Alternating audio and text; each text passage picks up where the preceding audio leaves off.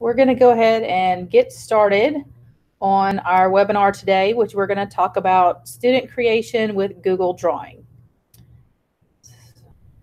We're going to go ahead and get started on our webinar today, which we're going to talk about student creation with Google Drawing. We're going to go ahead and get started on our webinar today, which we're going to talk about student creation with Google Drawing. We're going to go ahead and get started on our webinar today, which we're going to talk about student creation with Google Drawing. We're going to go ahead and get started on our webinar today, which we're going to talk about student creation with Google Drawing. We're going to go ahead and get started on our webinar today, which we're going to talk about student creation with Google Drawing. We're going to go ahead and get started on our webinar today, which we're going to talk about student creation with Google Drawing. We're going to go ahead and get started on our webinar today, which we're going to talk about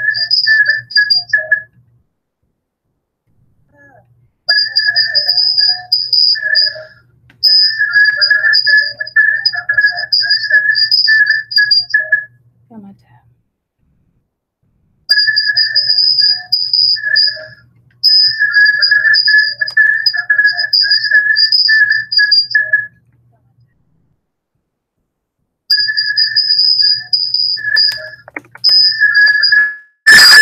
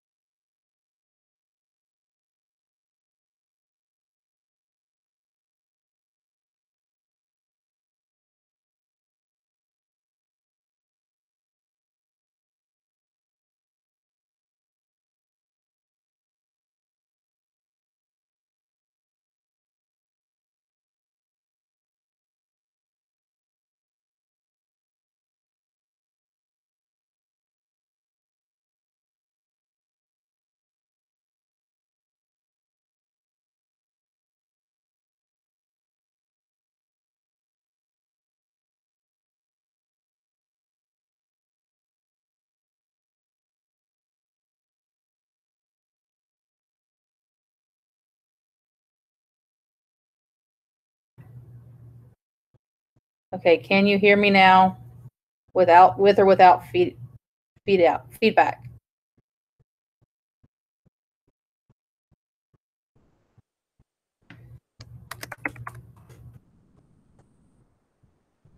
Okay, can you hear me now with or without feedback? Okay.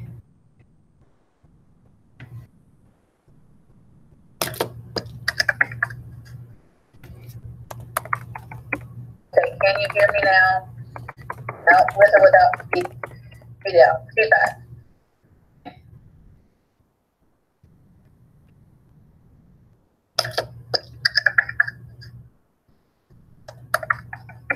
Okay, can you hear me now with or without feedback? video feedback.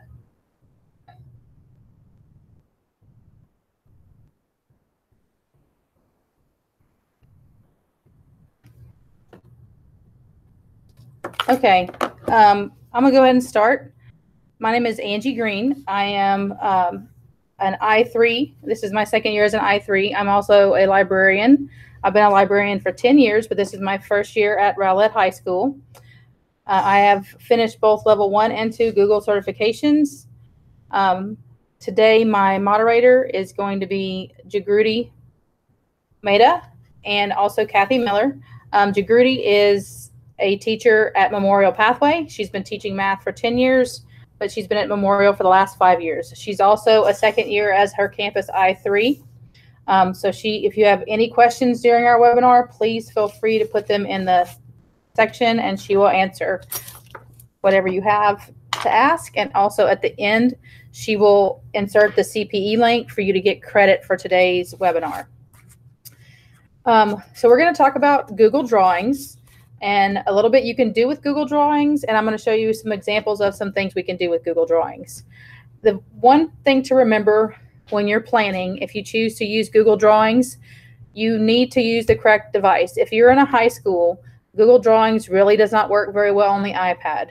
So students would need access to a computer or a Chromebook in order to create a Google Drawing. So that's something to keep in mind when you're planning a student lesson using Google Drawings. Now, some of the things that Google Drawings can do, you can make interactive one-pagers or posters, which I'm going to show you how to do a one-pager today. You can make graphic organizers. You can make manipulatives, which is really good because there is also a drag and drop feature. So it makes it great for students to use for manipulatives. You can make a mind map. You can make storyboards and quite a few other things. Now, the first thing I'm going to show you how to do is we're going to create a really quick and easy Venn diagram that you could use with a class. And these are some of the things I'm going to show you how to do. So we're going to start that first. So we're going to go to our Google Drive. And just like any other Google product, when you want to create one, we're going to go to New. And if you notice, Google Drawings is not listed here. But if you look under More, that's where you'll find it. So we're going to just open up a new Google Drawing. Now, before you do anything else, the first thing I would do is make sure at the top that you're going to go ahead and title it. The reason why is otherwise you end up with a whole bunch of untitled drawings and documents in your drive, and it's hard to figure out which one's which. So for today, my internet is not working. Hold on one second. Oh, there we go. Okay. So we're going to do Venn diagram example, just so we know what we're working on. Now, in Google Drawings, this is our canvas. If you notice how it looks like it's the checkerboard, the checkerboard just lets you know that that canvas is there. It's actually transparent. So the first thing we're going to do before we do anything else is we want to decide what size canvas to work with. So under File, if you go to Page Setup, you have a couple of standard choices, but if you notice, one of your choices is also Custom.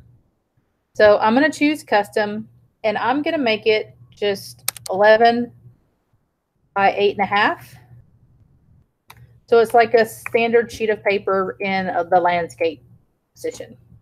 So there's my canvas.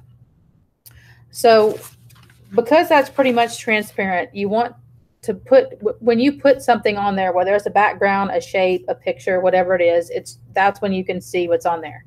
So what we're going to do to start off is I want my background to be a color. So I'm going to go in here and I'm going to draw a shape, and I'm just going to choose a rectangle. What I'm going to do, notice that my cursor is now the little plus sign, so I know that it's going to draw wherever I put one. So I'm going to put a rectangle over my entire canvas. And you can make it as big or as small as you want. And I'm going to make my background orange for now. So now my entire canvas is orange. Now I want to title my Venn diagram, so I'm going to choose a text box. And again, you see the little plus sign, so you can see where to start putting your text box. Now, you can move it, as you can tell, but I just want mine right there at the top.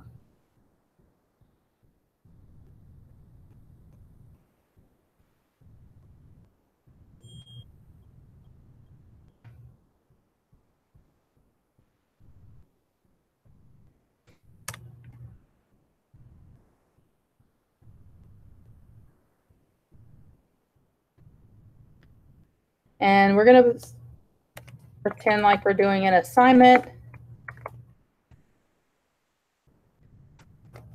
over the Aztec, Incan, and Mayan civilizations. Now, just like other Google tools, you can change, of course, your font size. You can change your font type. Let's say that's too big. And I want a different font type. Maybe I want it to be centered and bold. So I have my title. Now, if I'm going to need a Venn diagram, I want to add circles. In the shape tool, you just choose a circle and you make your circle as big as you think you'll need it. Now, if you're doing a Venn diagram, we know we're going to need more than one circle. We can just copy that same circle and paste it and then move our second circle. We're going to copy and paste another circle.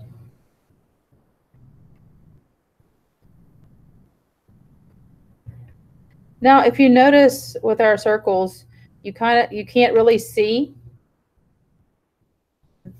where they overlap because they are basically on top of each other. So what I'm going to do, first I'm going to change each circle to a different color so that it's obvious that we have 3 different circles. So maybe this one is pink, and this one will do green, and the last one will do purple. Okay, so now I have my 3 circles, but I want to be able to still see where the circles overlap so that I can have see where they have stuff in common. So under the color tab, if you notice underneath all the color choices, it says custom.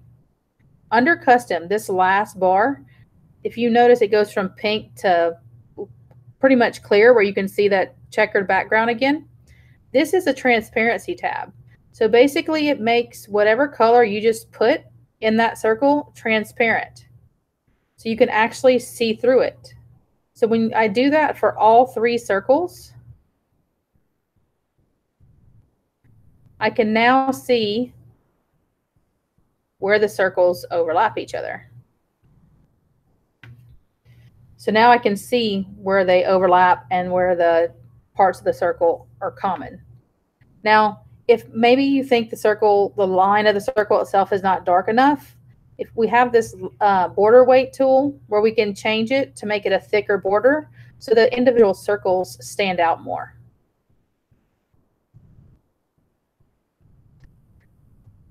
Now, if you had students writing similarities and differences between the 3 civilizations, the great thing about all these shapes we put in, they can type in those circles. So that's awesome.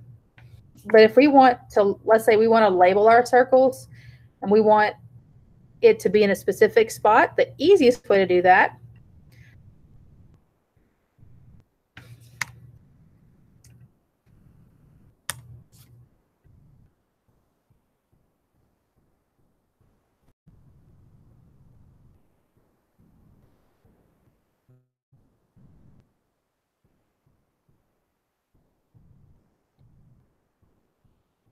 let's say we're going to put this one as Aztec. and we want it to be in the middle. And maybe we want that a little bit bigger so students can see it better.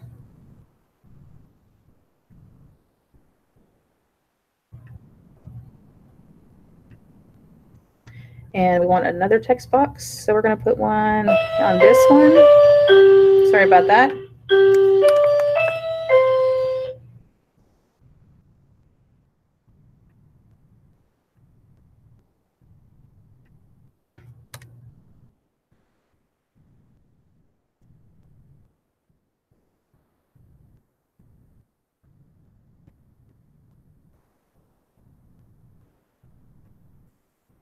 Okay, so you get the idea.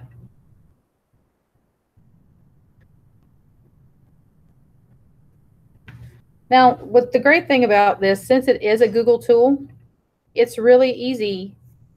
After I've made my Venn diagram, I can share it with my students through Google Classroom. That way it forces each student to make a copy of it, and then they each have their own copy to fill in with their answers.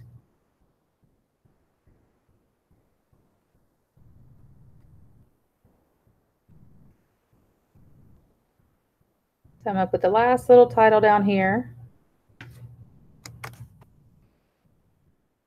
And then I have my Venn diagram finished. Okay, so I have a basic Venn diagram. It's really easy for students to type in there. They just click on whichever one they want and type. You can add pictures here if you wanted to.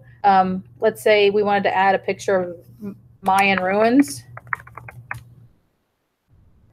You can. I went to Mac and Via and used Britannica Image Quest because this is a safe place for students to get pictures that are free to use. Since we have access to it, so we can just copy whatever image we want, go back to our Venn diagram, paste our picture, move it wherever we want, make it whatever size we want.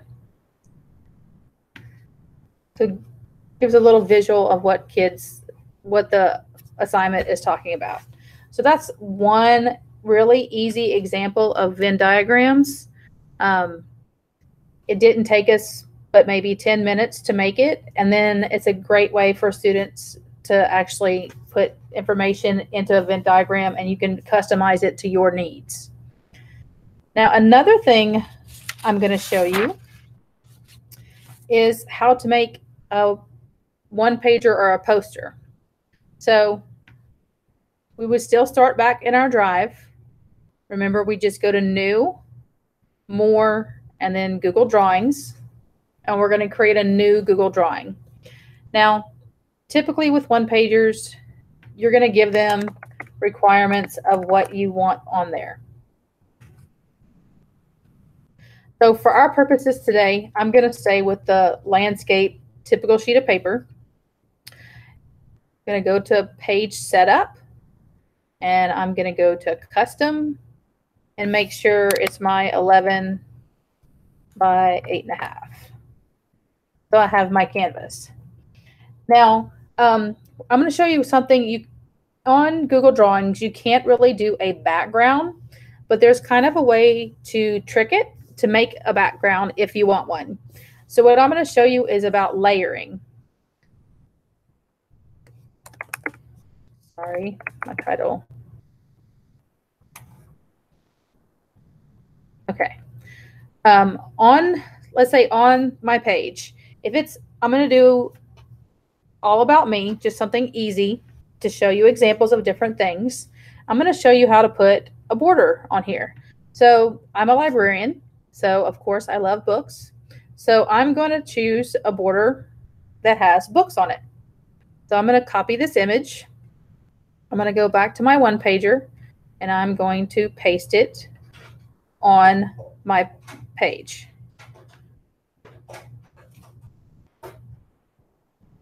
Okay.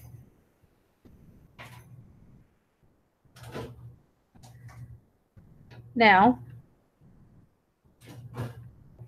I'm going to have it cover my entire canvas, and I have my border. Now I want to put other stuff on there. So what I'm going to do, on top of the border, I'm going to insert a text box. So in my text box, I'm going to put the entire thing over the canvas. And I'm going to want let's say I'm going to choose this fun blue. Now, my border just disappeared. That's because this is sitting on top of the border. It's another layer on top. But if you remember when we were doing our last little Venn diagram, we can affect the transparency of that page I've laid on top. So what I'm going to do, I still have my same color, but I'm going to make it transparent. So now I can see my border through that top layer. So it's going to look like I added a border when actually I just added layers to the page. So this is my canvas now. It's got the border and it has the color that I want. Now, obviously, if you're doing a one-pager, you're going to need text. So we're going to put text boxes. So let's put a text box.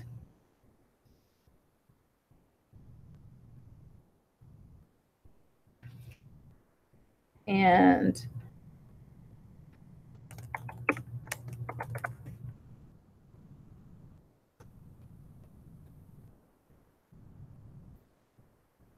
so we're going to put our title right there in the middle.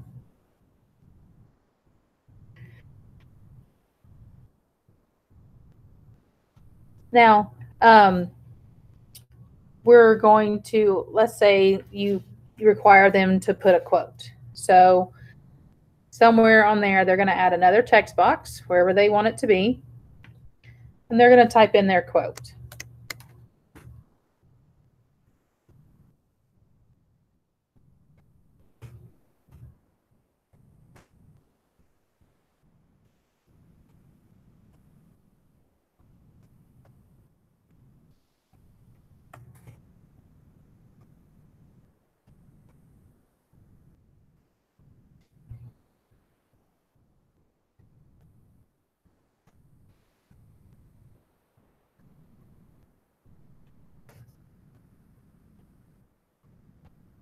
Okay. So I want it to be obvious that this is a quote. So I'm going to put it all in italics. Maybe I'm going to make it just a little bit bigger. Let's say I'll do 16. I don't want it to take up necessarily that much of the page, so I'm going to make it smaller. And there I have my quote. So let's say you want them to add pictures to their one-pager. So we're going to find some pictures to put on here. So we're going to put one picture. I'm going to go back to Britannica Image Quest in Mac and Via so I can get images that I know are safe to use. So I'm going to look for a map of Louisiana because that's where I'm from. So here's a map of Louisiana. So I'm going to copy it. And then back on my one-pager, I'm going to paste my picture. Now that's a little bit big, so I'm going to make it smaller. Move it over here where I want it. Now, I want to point out to everyone where I'm at in Louisiana. So I'm from Lafayette. Well, you can't really see it real good on there. So what I can do is back in Shapes, I'm going to choose an arrow. Let's see, maybe this arrow. And I'm going to draw it right here.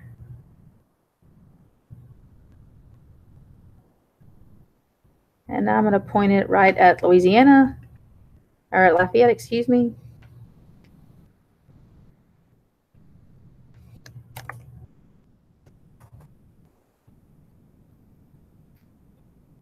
I'm going to type in my arrow, maybe make it a little bit smaller.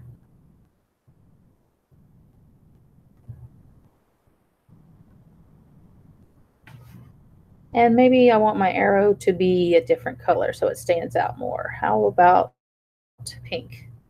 so they can see exactly where I'm from in Louisiana. Now, maybe you want them to tell you some facts about themselves. So we're going to add, oops, sorry.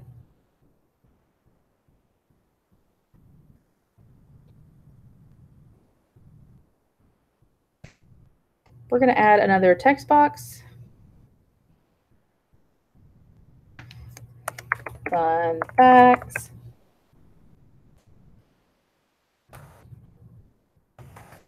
Whatever they want to put in there. Okay. Now, let's say we're going to add another picture. This time, they're going to add a picture of their pet.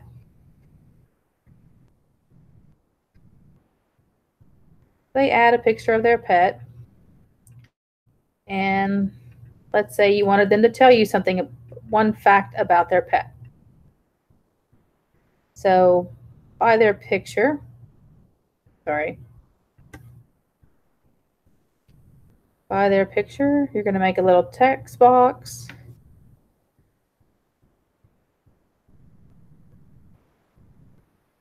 And put something about the pet.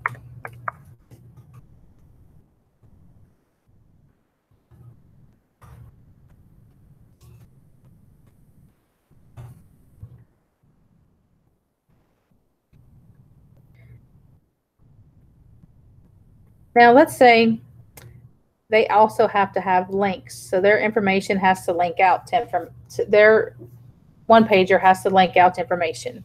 So we want our people to reading our OnePager to know a little bit about ourselves. So I want to maybe link the text for Australian Shepherd. So what I'm going to do is go to the web, find a web page about Australian Shepherds. We know AKC is pretty reliable, so we're going to choose AKC. And here's the AKC website page for Australian Shepherd. So I'm going to copy that URL, go back to my OnePager. I'm going to highlight my text, right-click, and link it, and paste in my link. Whoops. Sorry about that.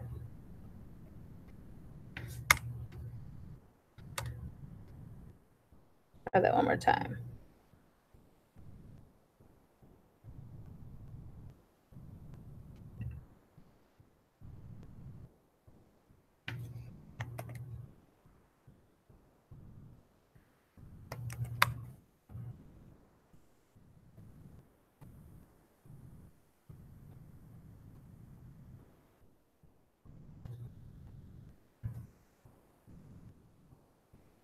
I can't spell real quick.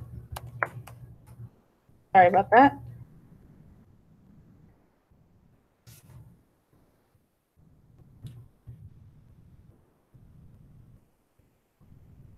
Okay. Now I have my link in there so they can link right to the page about Australian Shepherds. Now, I know we're almost out of time. Sorry about that. I want to show you one more thing. Let's say you added a text box or a picture and you wanted to link the actual picture. I'm going to just choose, let's say,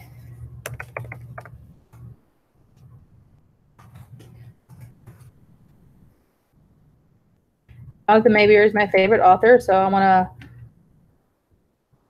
have something on there about him. I'm going to put the picture on there. Now, I can't link the picture itself to his website, but I can kind of trick it again, just like I did with the layers. So this is Jonathan Mayberry's website, and I want it to link to this website. So again, I'm going to copy the URL. Now, instead of being able to link the picture itself, I'm going to put another shape on top of that picture.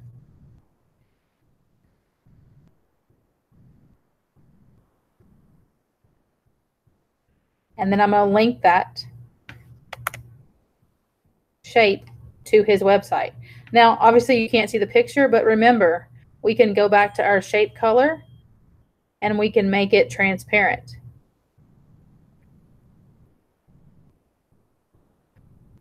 So now you can't really see that there's a shape over there, but when you click on the picture itself, it now links to his website. So even though there's not a way to link the picture, you can work around that by using one of their shapes. So as you can see, there's quite a few things you can do with Google Drawings. It's really versatile between the layers, the linking, the text. You can pretty much do anything you want. Now, I found a lot of great resources when I was working on this webinar. So I'm going to give you those resources. One thing, don't forget, is that because we are a Google district, if you want to use Google Drawings, share it in Google Classroom with your students so they have their own copy. Also, another thing that's great to know is when you're finished with a Google drawing, you can save it in different ways. You can save it as a JPEG, a PNG, or a PDF. So if students are creating work, you can have them create it and then save it in whatever format fits your needs. Now, here is a URL to a GU I made. It's just a Google document of different resources. There's videos, blogs. There's quite a few free graphic organizers and stuff that people have already made and they're willing to let you use. So take a look at it when you have a minute, and you can see all the different resources out there. You can watch videos on how to do specific things or get ideas on how to use it in your classroom. Sorry about the technical difficulties at the beginning, but thanks for joining us. If you have any questions, please let me know, or you can post them in the chat window on the side of your screen. Have a great day.